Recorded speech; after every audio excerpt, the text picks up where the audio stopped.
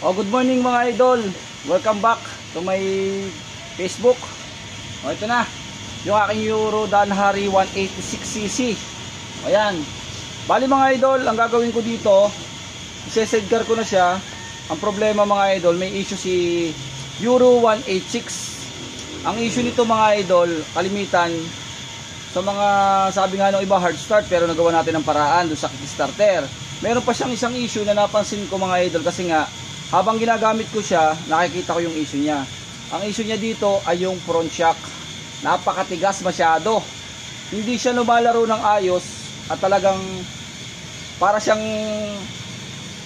matigas talaga mga idol. Kaya kakalasin ko to, papakita ko sa inyo yung tamang timpla nung langis, kasi pwedeng sobra yung langis nila or may hangin, pwedeng pasingawin.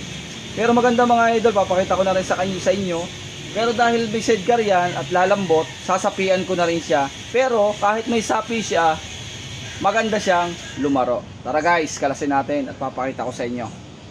Abangan nyo yan.